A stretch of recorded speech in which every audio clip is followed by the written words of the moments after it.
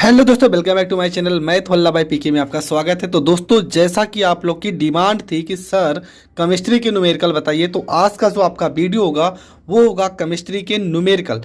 3 या 4 चैप्टर है जिससे न्यूमेरिकल आते हैं। मैं उन सारे चैप्टर के एक एक करके न्यूमेरिकल बता रहा हूँ। आज जितने भी टॉपिक होंगे 2 नंबर वाले और 3 नंबर वाले प्रश्न होंगे, और इसके बाद जो टॉपिक होगा उसमें भी मैं जितने भी प्रश्न हैं मैं सारे प्रश्नों को बताऊंगा। कोई भी प्रश्न आपको छोड़ूंगा नहीं। एनसीईआरटी और मनोहर रे 2 किताबों का मिक्सर है, तो दोनों किताबों का मिक्सर बता रहे हैं। तो चलो, पहला ही प्रश्न है आपका। लिखा है कि 20 ग्राम C6H12O6 को 180 ग्राम जल में घोला गया तो प्राप्त विलयन का द्रव्यमान प्रतिशत ज्ञात कीजिए। हमें निकालना है द्रव्यमान प्रतिशत। तो सबसे पहली चीज़ आपको विलय और विलयन पता होना चाहिए। तो मैं एक नॉर्मल चीज़ें बता रहा हूँ। मान लेते हैं, सिंपल सी चीज़ें हैं। मान लेते हैं ये आपका कोई, ठीक है, ये आपका कोई गिलास है और गिलास में 2 चीज़ें आप मिलाते हो। एक आप मिलाते हो पानी और एक आप मिलाते हो चीनी। और पानी और चीनी मिलाते हो तो बनता है, मान लो चलो बन गया आपका शरबत, बन गया। ठीक है, बन गया आपका शरबत।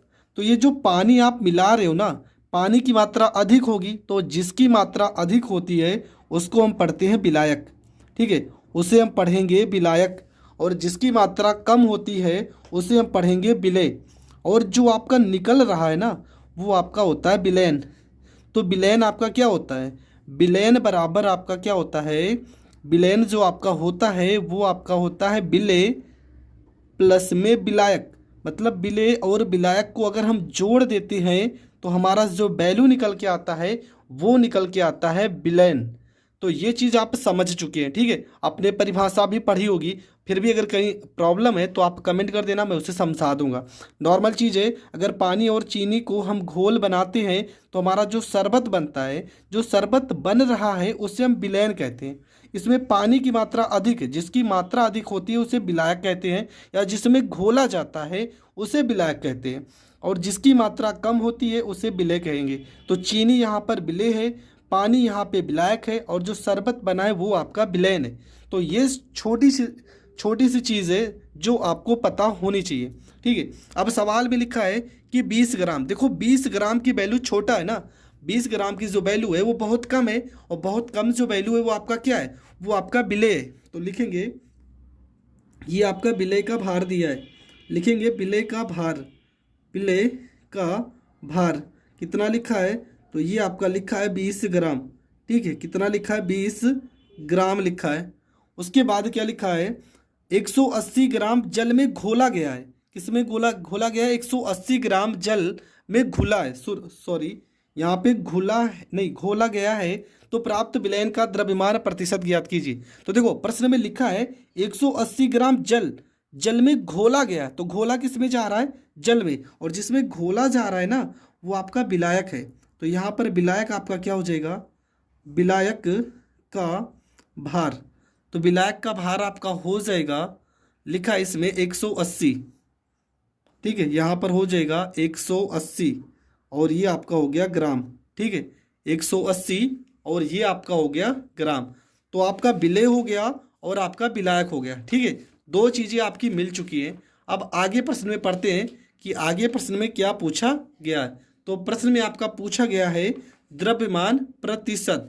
अब सबसे बड़ा प्रॉब्लम ये है कि द्रव्यमान प्रतिशत का फार्मूला पता होना चाहिए। अगर फार्मूला नहीं आता है तो आप सवाल को तो नहीं हल कर पाओगे। तो सबसे पहली चीज़ आपको फार्मूला पता होना चाहिए।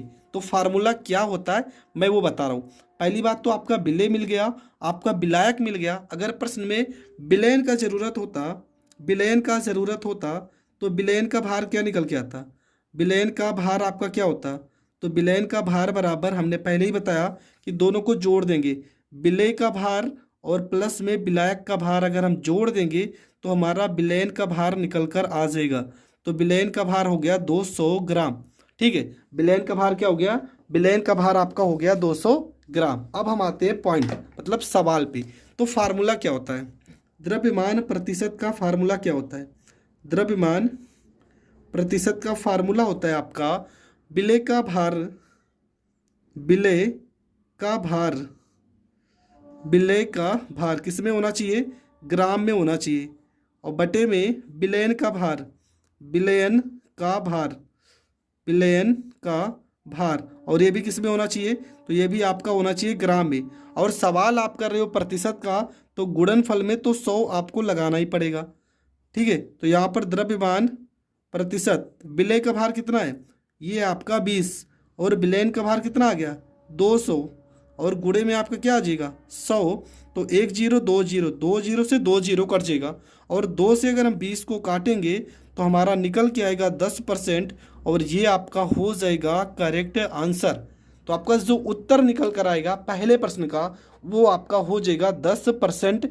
ये आपका करेक्ट आंसर होगा। सन 2017, 18 और 13, 12, 14 में ये सवाल पूछा गया था 2 नंबर में। अगला सवाल है आपका, लिखा है सेम यही प्रश्न है, 15 ग्राम NaCl को 50 ग्राम H2O विलयन में घोला गया है। ठीक है, H2O विलयन में घोला गया है, तो द्रव्यमान प्रतिशत ज्ञात कीजिए। तो प्रश्न में हम क्या करेंगे, यहाँ पर लिखेंगे विलय का भार। ठीक है, विलय का भार, ये हो जाएगा आपका विलय का भार। तो कितना दिया है, तो ये आपका दिया है 15 ग्राम। ठीक है, 15 ग्राम, और विलय यहाँ पर क्या है NaCl, NaCl आपका क्या है, ये आपका विलय है। उसके बाद लिखा है H2O, H2O आपका क्या है, तो H2O आपका विलायक है। तो लिखेंगे विलायक का भार। तो विलायक का भार प्रश्न में लिखा है 50 ग्राम लिखा है, हमें चाहिए विलयन का भार। तो लिखेंगे विलयन का भार, विलयन का भार, विलयन का भार बराबर क्या हो जाएगा, दोनों को जोड़ देंगे, विलय का भार प्लस में विलायक का भार बराबर आ जाएगा 50 में 15 जोड़ेंगे तो 65 ग्राम। ठीक है, 65 ग्राम जो आपका निकल के आएगा, ये आपका हो जाएगा विलयन का भार। अब आते हैं हम सवाल पे, हमें निकालना है द्रव्यमान प्रतिशत। ठीक है, द्रव्यमान प्रतिशत निकालना है, तो फार्मूला तो हमने अभी पढ़ा कि विलय का भार, विलय का भार बटे में लिखेंगे विलयन का भार, विलयन का भार। हर बार आप फार्मूले को लिखेंगे जिससे आपका फार्मूला भी तैयार हो जाएगा, और गुणे में तो आपको 100 लगाना ही लगाना है। तो विलय का भार आपका कितना दिया है, ये आपका दिया है 15, और विलयन का भार आ गया 65, गुणे में यहाँ पर हो जाएगा 100।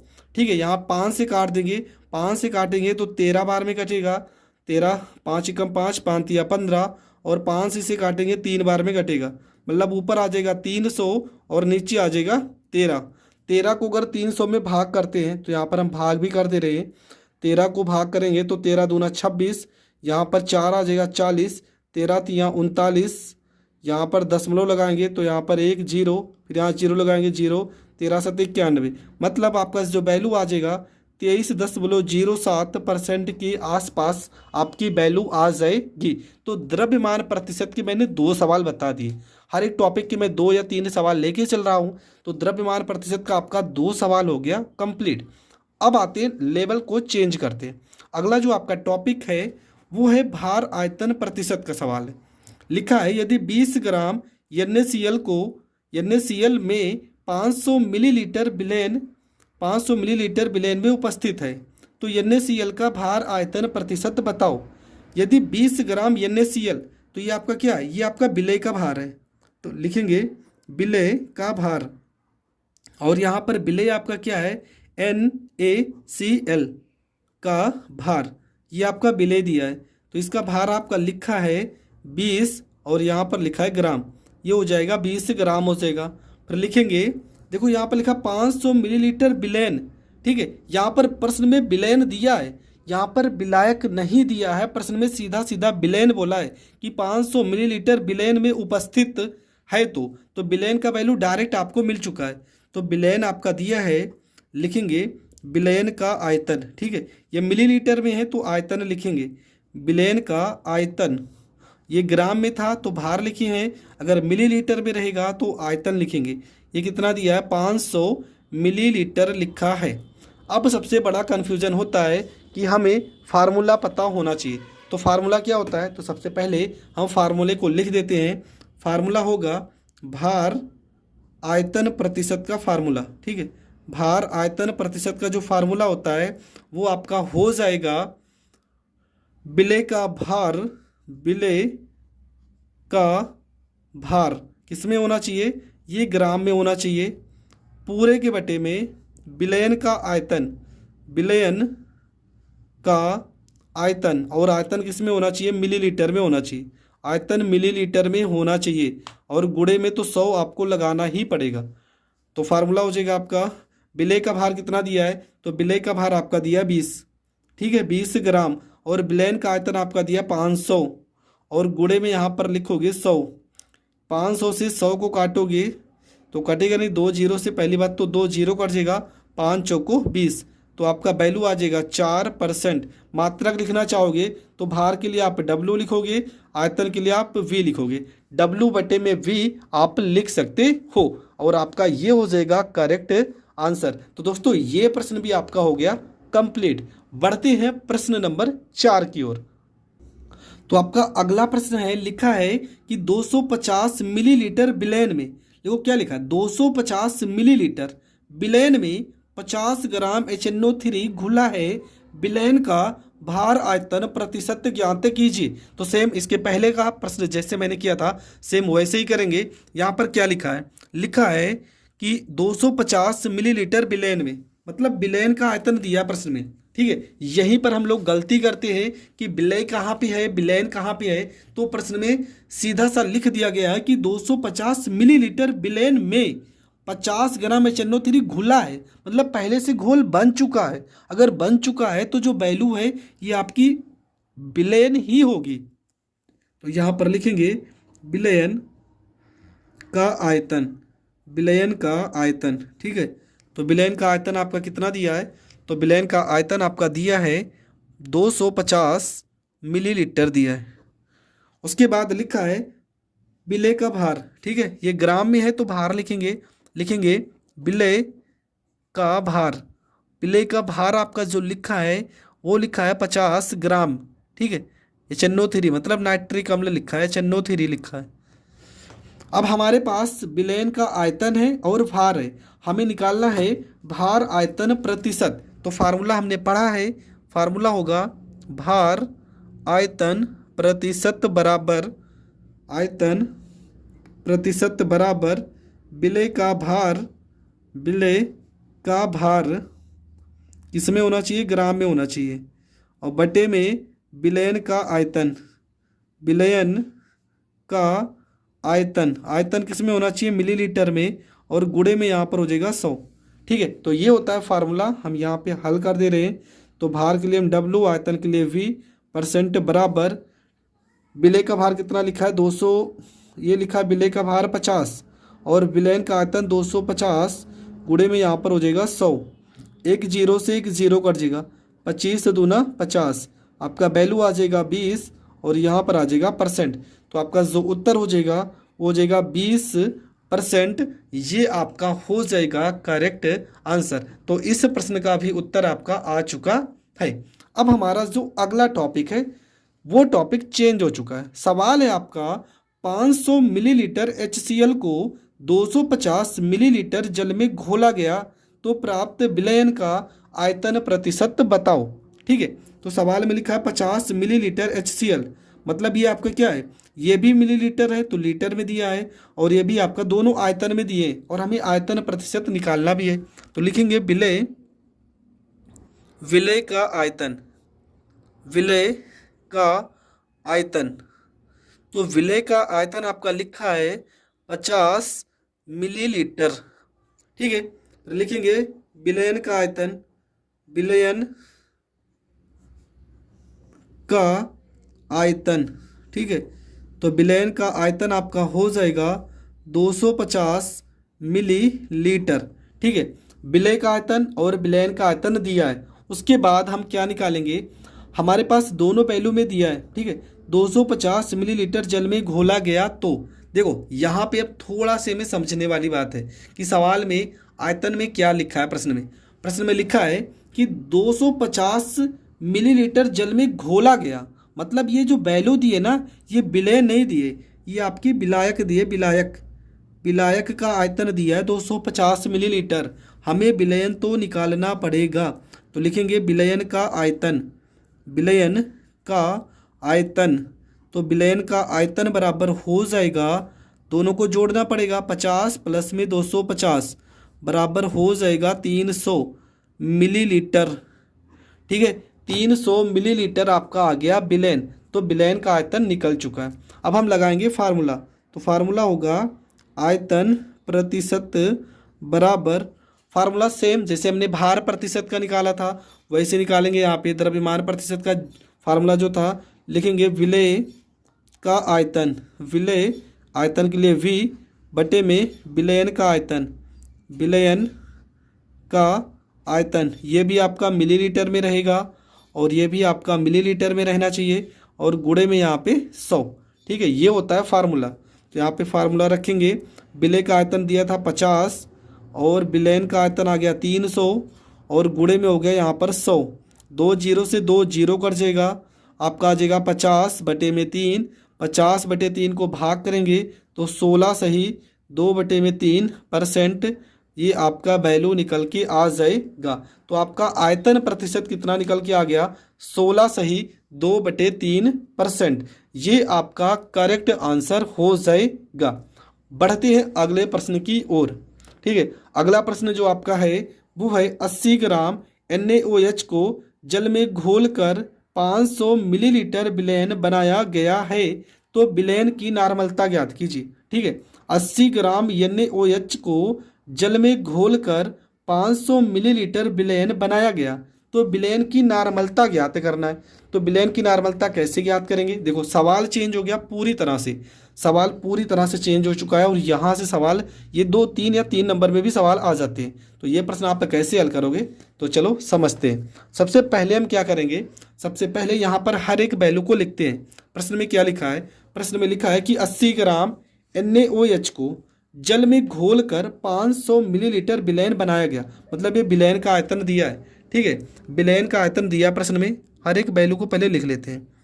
विलयन का आयतन के लिए V बराबर दिया है 500 मिलीलीटर, 500 मिलीलीटर। 80 ग्राम NaOH, तो लिखेंगे NaOH। NaOH क्या है आपका? ये विलेय आपका। ठीक है, विलेय का भार, विलेय का भार आपका कितना लिखा है? तो ये आपका लिखा है 80 ग्राम लिखा है। ठीक है, 80 ग्राम। विलयन का आयतन दिया है NaOH, मतलब विलेय का भार आपका दिया है 80 ग्राम लिखा है। हमें निकालना है नार्मलता। देखो नार्मलता का सबसे पहली बात तो आपको फार्मूला पता होना चाहिए। तो यहाँ पर मैं फार्मूला लिख रहा हूँ। नार्मलता का अगर फार्मूला पता रहेगा तभी आप सवाल को हल कर सकते हो। कैपिटल N से प्रदर्शित करते हैं। N बराबर फार्मूला होता है विलेय का भार, विलेय का भार, ठीक है, पूरे के बटे में विलेय का तुल्यांकी भार, विलेय का तुल्यांकी भार, तुल्यांकी भार, और गुणे में हो जाएगा आपका विलयन का आयतन, विलयन का आयतन। और आयतन किस में होना चाहिए? आयतन लीटर में होना चाहिए। ये होता है फार्मूला। अब एक चीज़ इसमें आपको नई चीज़ दिख रही होगी कि तुल्यांकी भार क्या होता है। तो इसका फार्मूला भी मैं लिख दे रहा हूँ। विलेय का तुल्यांकी भार जब भी निकालना होगा तो आपको करना क्या है? इसका फार्मूला हो जाएगा भार, मतलब विलेय का भार जो होगा, विलेय का भार रहेगा ऊपर, विलेय का भार रहेगा ऊपर और बटे में हो जाएगा आपका तुल्यांकी भार। ठीक है, बटे में आपका हो जाएगा, सॉरी, विलेय का भार और बटे में आपका हो जाएगा नंबर। ठीक है, नंबर का मतलब क्या? जैसे यहाँ पे H का जो वैल्यू दिया होगा, ठीक है, H का जो वैल्यू दिया होगा वो आपका बटे में हो जाएगा। मतलब कि यहाँ पे हम चलो N लिख देते हैं। यहाँ भार क्या रहेगा? कौन सा भार रहना चाहिए? अणु भार रहना चाहिए। ठीक है, विलेय का अणु भार, ठीक है, तो क्या होना चाहिए? विलेय का अणु भार बटे में N। ये N क्या है? ये थोड़ा सा कन्फ्यूजन हो रहा होगा, पर थोड़ा सा सब्र करो, सारी चीज़ें आपको क्लियर होगी। मैंने सारी चीज़ें लिख दी ना। अब फार्मूला को निकालते हैं। सबसे पहले ना हम तुल्यांकी भार ही निकाल लेते हैं। सबसे बड़ा कन्फ्यूजन तो आपको यही लग रहा होगा। सबसे पहले यहाँ पे लिखा है NaOH ना, तो जगह थोड़ा सा कम है तो यहाँ थोड़ा से छोटा छोटा लिखेंगे। NaOH का पहले हम अणु भार निकालते हैं। ठीक है, अणु भार इसका निकालते हैं। तो अणु भार कैसे निकलेगा? तो ये अणु भार आपको याद भी होना चाहिए। Na का अणु भार कितना होगा? तो ये हो जाता है 23 नंबर पे।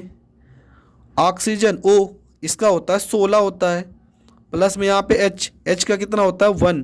तो सारा का सारा जोड़ दोगे हो जाएगा 40। तो NaOH का अणु भार कितना आ गया, 40 आ गया। तो हम इसका तुल्यांकी भार निकाल लेते हैं, ठीक है, तुल्यांकी भार निकाल लेते हैं। तुल्यांकी भार बराबर क्या हो जाएगा, तुल्यांकी भार बराबर जानते हो क्या होता है, अणु भार। तो अणु भार तो हो गया ऊपर, बटे में होता है यन। देखो यहाँ पर यन लिखे हो ना, यन का मतलब होता है कि इस फार्मूले में ये जो अणु सूत्र है इसमें यच कितना है, तो यच यहाँ पर कितना दिख रहा है, 1, तो बटे में यहाँ पर 1 हो जाएगा। मतलब तुल्यांकी भार कितना आ गया, तुल्यांकी भार आ गया 40। तुल्यांकी भार आ गया 40, तो यहाँ पे लगाएंगे फार्मूला n बराबर। तो क्या लिखा है, बिले का भार, बिले का भार कितना दिया था प्रश्न में, तो प्रश्न में दिया 80 ग्राम। बिले का भार कितना, 80 ग्राम, तो ऊपर हो गया 80, बटे में क्या लिखा है, बिले का तुल्यांकी भार, तुल्यांकी भार कितना आ गया 40, तो बटे में 40, गुणे में विलयन का आयतन कितना लिखा है 500 मिलीलीटर, तो 500 मिलीलीटर, पर हमने कहा था लीटर में होने चाहिए। और 500 मिलीलीटर को अगर लीटर में चेंज करोगे तो 1000, बटे में क्या हो जाएगा, बटे में आपका हो जाएगा 1000 हो जाएगा। 500 से अगर हम 1000 को काटते हैं 2 बार में कटेगा, ठीक है। n बराबर वैल्यू हो जाएगा, ये 2 जाएगा ऊपर, ठीक है, ये 2 चला जाएगा ऊपर, 80 गुणे में हो जाएगा 2 और बटे में आपका हो जाएगा 40। और 40 से अगर 80 को काटोगे 2 बार में कटेगा, तो n बराबर आ गया आपका 4 और ये आपका हो जाएगा करेक्ट आंसर। तो 4n, इसका मात्रक अगर कैपिटल n लिख दोगे तो इसका मात्रक हो जाएगा। तो ये प्रश्न मैंने बहुत ही बेसिक से बताया, ठीक है, हर एक चीज़ को मैंने बता दी, छोटी छोटी चीज़ों को। अब तो यहाँ पे आपका गलत नहीं होना चाहिए। एक सवाल मैं नॉर्मलता का और बता रहा हूँ, ठीक है, इसमें लिखा है 49 ग्राम H2SO4, ठीक है, 49 ग्राम H2SO4, मतलब बिले का भार, बिले का भार कितना है, बिले का भार है 49 ग्राम है, तो यहाँ पर लिखेंगे 49 ग्राम, ये तो आपका हो गया बिले का भार, ठीक है। अब यहाँ पे H2SO4 इसका जरूरत पड़ेगा तो हम इसी वक्त निकाल लेते हैं। H2SO4 का अणु भार हम निकाल लेते हैं, अणु भार। तो फार्मूला क्या होता है, H2, H का होता है 1, यहाँ पे 2 लिखा है ना, तो 2 गुणे 1 हो जाएगा, प्लस सल्फर का कितना होता है, ठीक है, सल्फर का होता है 32 होता है, तो यहाँ पे 32 हो जाएगा, प्लस में ऑक्सीजन का होता है 16, यहाँ पे 4 लगा है तो 4 गुणे 16, ठीक है, 4 गुणे 16, 16 में 4 से गुणा करेंगे 64, 64 में 32 से गुणा करेंगे तो हो जाएगा 64 प्लस 2 66, और 66 में अगर हम 32 जोड़ेंगे 6 2 8 6 3 9 बराबर आ जाएगा 98, ठीक है। तो H2SO4 का अणु भार आ गया 98। अब हम निकाल लेते हैं ग्राम तुल्यांकी भार, ठीक है, या तो इसको तुल्यांकी भार भी आप पढ़ सकते हो। तुल्यांकी भार, तुल्यांकी भार बराबर फार्मूला क्या होगा, फार्मूला होगा बिले का भार, तो सॉरी बिले का अणु भार, तो अणु भार कितना आ गया 98। देखो ऊपर फार्मूला लिखे हो, बिले का अणु भार ये आ गया आपका 98, बट्टे में यन लिखते हैं, और यन कितना है, तो यहाँ पे H कितना है 2 है ना, H का वैल्यू कितना है, देखो 2 लोग हैं तो यहाँ पे लिखेंगे 2, और 2 से इसको 98 को काट देंगे तो कितना आ जाएगा, ये आ जाएगा 49।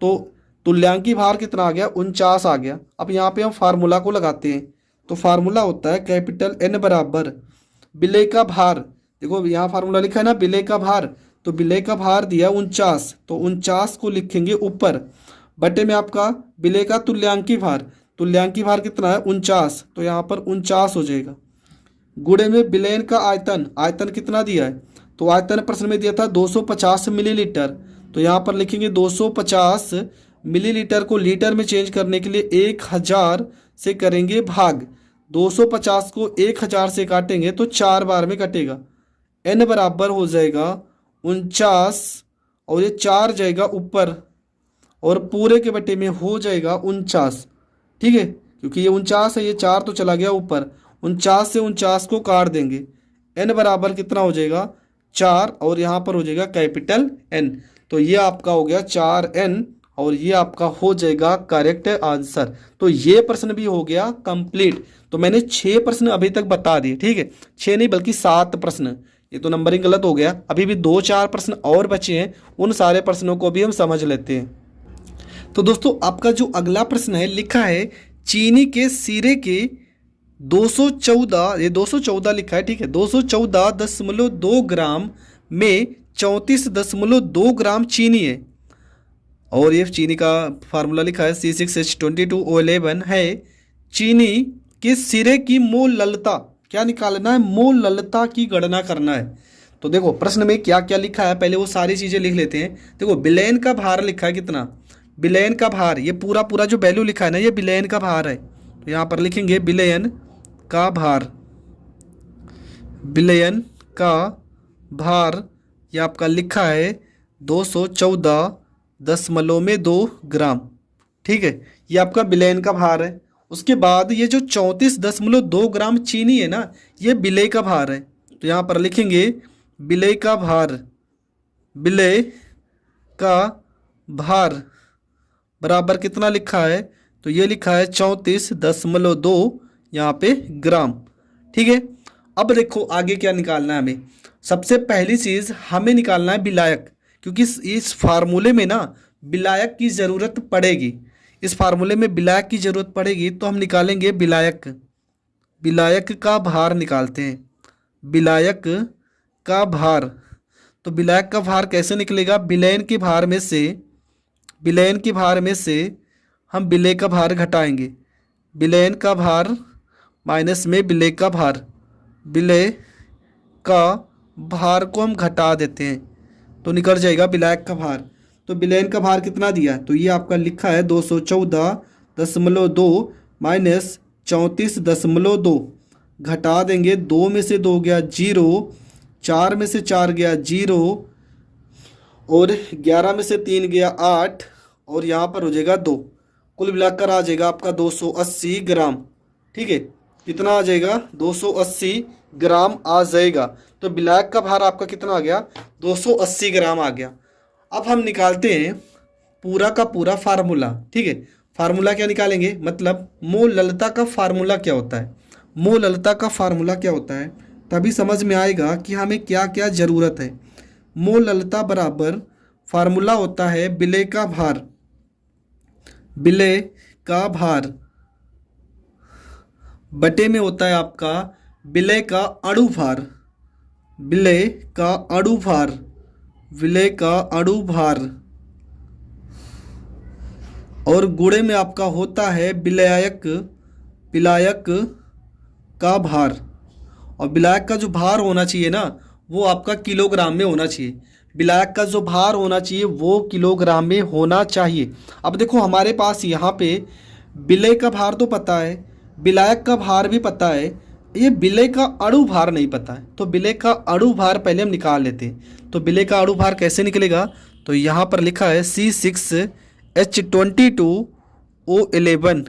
तो क्या होगा, तो यहाँ पर लिख लेते हैं विलय का अणु भार। ठीक है, विलय का अणु भार बराबर क्या होगा, C होता है 12 नंबर पे, और यहाँ पर 6 लिखा है ना, तो हो जाएगा 6 गुणे 12 प्लस में O H होता है 1 नंबर पे, तो यहाँ पर हो जाएगा 22 गुणे 1 प्लस यहाँ पर O होता है 16 नंबर पे गुणे में 11।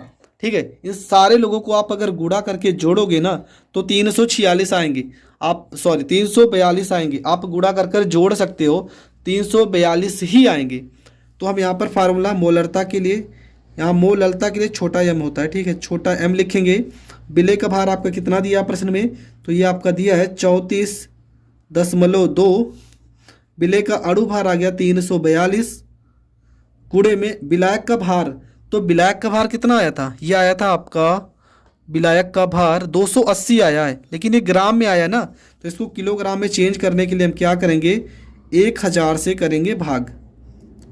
ठीक है, ये तो आपको पता है कि ग्राम को किलोग्राम में चेंज करने के लिए 1000 से भाग करते। तो ये हो जाएगा 34.2, 1000, एक जीरो से एक जीरो कट जाएगा और 100 जाएगा ऊपर, 100 चला गया ऊपर, और यहाँ हो गया 342 और गुणे में हो गया आपका 28।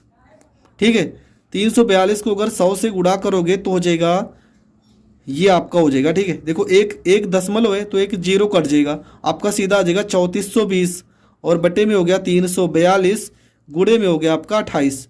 342 से इसको काटोगे तो ये आ जाएगा 10 बटे में 28, और इसको थोड़ा से और सरल करोगे, मतलब 28 को अगर 10 से भाग करते हो तो लगभग 0.55, और मात्रक में छोटा सा m लिख देंगे, तो 0.55 मोलरता आपका करेक्ट आंसर हो जाएगा। तो ये प्रश्न भी आपका हो गया कंप्लीट। अब बढ़ते हैं अगले प्रश्न की ओर। तो प्रश्न नंबर है आपका 8। 8 नंबर प्रश्न में क्या लिखा है? लिखा है कि विलयन की मोललता की गणना कीजिए जबकि 440 ग्राम विलायक में 20 ग्राम NaOH घुला है। तो ये आपका प्रश्न है, ठीक है। विलयन की मोललता की गणना कीजिए जबकि 440 ग्राम विलायक में 20 ग्राम NaOH घुला है। तो हम करेंगे क्या? देखो एकदम सिंपल है। यहाँ पर लिखा है विलयन की मोललता हमें निकालना है जबकि 440 ग्राम विलायक में। तो सबसे पहले हम लिखेंगे, यहाँ विलायक लिखा है ना, तो विलायक का भार दे दिया गया। विलायक का भार प्रश्न में लिखा है, तो विलायक का भार प्रश्न में कितना है? 440 ग्राम। और यहाँ पे विलेय का भार है, ये लिखा है विलेय का भार। विलेय का भार कितना लिखा है? 20 ग्राम। तो ये आपका हो जाएगा 20 ग्राम हो जाएगा। यहाँ पर NaOH लिखा है ना, तो इसका भी जरूरत पड़ेगा, तो यहीं पर हम निकाल लेते हैं। NaOH का अणु भार भी जरूरत पड़ेगा, मतलब विलेय का अणु भार।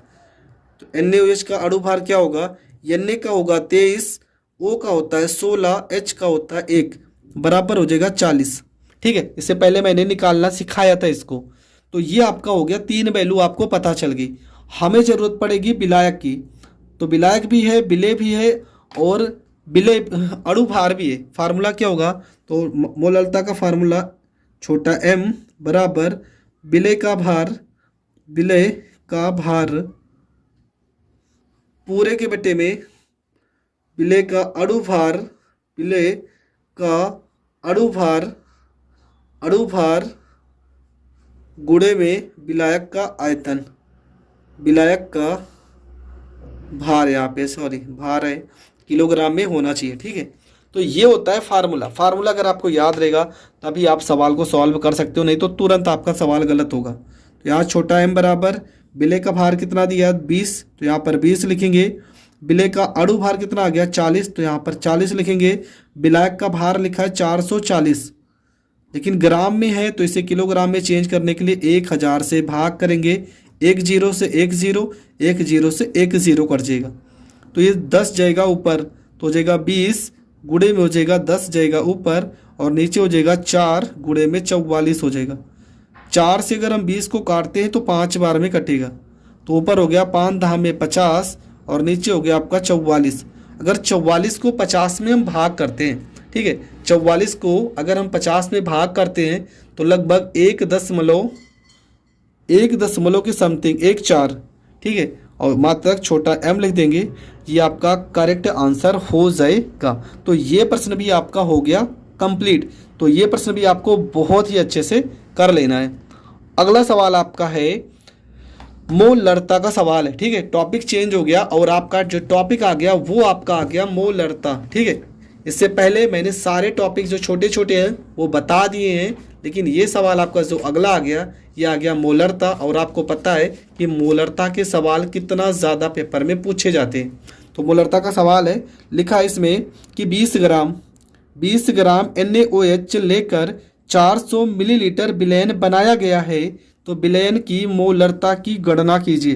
ठीक है, 20 ग्राम NaOH लेकर 400 मिलीलीटर विलयन बनाया गया, तो विलयन की मोलरता की गणना कीजिए।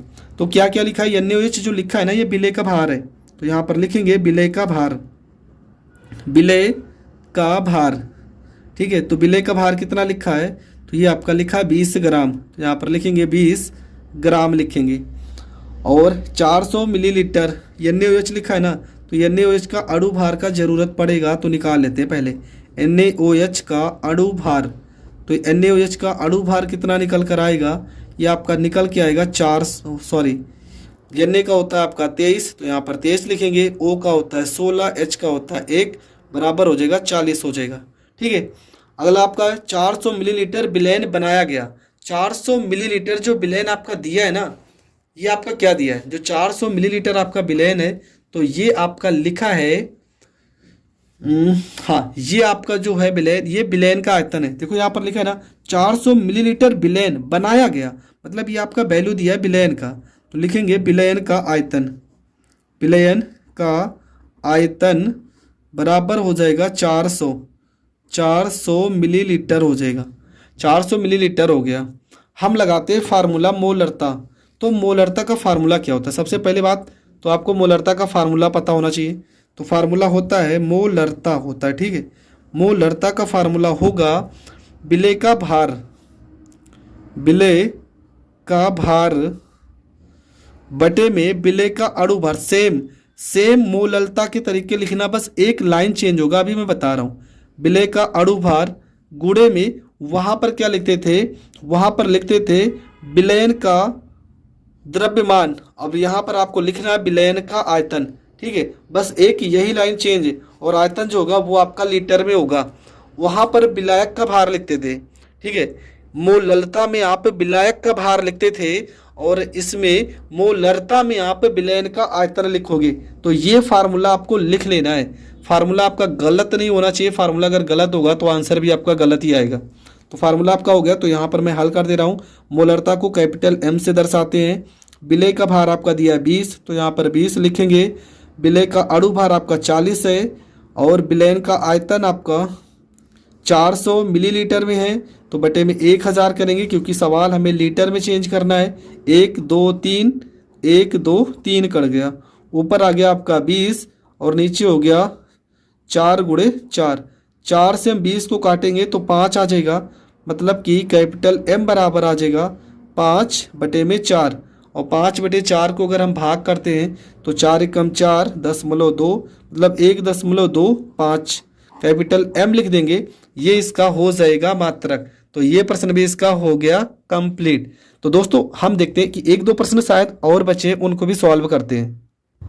तो आपका सवाल है, सवाल लिखा है कि 5.85 ग्राम NaCl 200 मिलीलीटर विलयन में घुला है, विलयन की मोलरता ज्ञात कीजिए, ठीक है।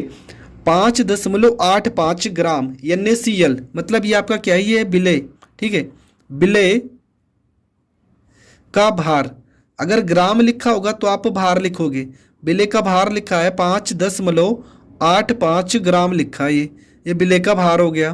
फिर लिखा है 200 मिलीलीटर विलयन में घुला है, मतलब विलयन का आयतन दिया प्रश्न में, विलयन का आयतन दिया है प्रश्न में। तो विलयन का आयतन बराबर हो जाएगा 200 मिलीलीटर हो जाएगा, 200 मिलीलीटर। फिर हम लिखेंगे, सबसे पहले NaCl का अणु भार निकाल लेते हैं। NaCl का अणु भार निकाल लेते हैं। NaCl का अणु भार क्या होगा, Na का होता है 23 और Cl का होता है 35.5। अगर दोनों को जोड़ देंगे तो 5 3 8 3 2 5 58.5 हो जाएगा। तो ये हो गया NaCl का अणु भार हो गया। अब हम फार्मूले को लगाते हैं। तो फार्मूला होता है मोलरता बराबर विलय का भार, विलय का भार, विलय का भार बटे में हो जाएगा विलय का अणु भार, विलय का अणु भार गुणे में हो जाएगा विलयन का आयतन, विलयन का आयतन लीटर में, विलयन का आयतन लीटर में, ये होता है फार्मूला। तो कैपिटल एम बराबर विलय का भार दिया है 5.85, विलय का भार आ गया 58.5, और विलयन का आयतन आपका लिखा है 200 मिलीलीटर, भाग करेंगे 1000 से, ठीक। क्यों करेंगे, क्योंकि हमें चेंज करना है लीटर में। तो 1020 कट जाएगा, m बराबर हो जाएगा 5.85, और ये 10 जाएगा ऊपर, तो यहाँ गुणे में 10 हो जाएगा, और यहाँ पर हो जाएगा 58.5। तो m बराबर, अगर 10 से इसमें गुणा करोगे तो एक अंक दशमलव खिसक जाएगा, 5.85 लिखा है ना, तो ये 58.5 हो जाएगा, और बटे में भी 58.5 लिखा है, ठीक है। 58.5 नीचे भी लिखा है। तो होगा क्या यहाँ पे आपका 1/5 2, और यहाँ पर सॉरी यहाँ पे 2 भी तो लिखा है ना, तो यहाँ पर 2 भी तो लिखा है, तो 1/2 आपका चलता रहेगा। ये वैल्यू से ये वैल्यू तो कट जाएगी, आपका आ जाएगा 1/2, और 1/2 को आप लिख सकते हो 0.5, और यहाँ पे कैपिटल लेटर में लिखेंगे m, तो ये आपका हो जाएगा m। तो 0.5 जो आपका आ रहा है ना, ये आपका करेक्ट आंसर हो जाएगा। तो दोस्तों ये प्रश्न भी आपका हो गया कंप्लीट। एक प्रश्न है ये पेपर में, मुझे क्वेश्चन बैंक में मिला था ये प्रश्न, तो इसको भी हम सॉल्व कर लेते हैं, ठीक है। तो ये प्रश्न भी छोटा सा प्रश्न है, लेकिन क्वेश्चन बैंक में मुझे मिला तो मैं इसको सॉल्व कर दे रहा हूँ। 2.5 ग्राम एथिल एसीटेट के 75 ग्राम बेंजीन C6H6 में बने विलयन की मोललता निकालना है। मोललता ज्ञात करना है हमें। तो मोललता के लिए हम क्या फार्मूला लगाएंगे, तो यहाँ पर सबसे पहले हम लिखेंगे विलय का भार। तो विलय का भार हो जाएगा आपका विलय का भार। तो विलय का भार यहाँ पर क्या दिया है, 2.5 ग्राम। तो लिखेंगे 2.5 ग्राम। ठीक है, 2.5 ग्राम आपका क्या है, एथिल एसीटेट CH3COOH एसिटिक अम्ल इसका नाम है वैसे। तो इसका अणु भार निकाल लेंगे। तो कैसे होगा, C आपका होता है 12, H यहाँ पर 3, तो 3 गुणे 1 हो जाएगा, C आपका 12, O आपका 16 प्लस में 16 प्लस में 1 पूरा जोड़ देंगे तो आ जाएगा 60। ठीक है, विलय का अणु भार आपका आ जाएगा 60 आ जाएगा।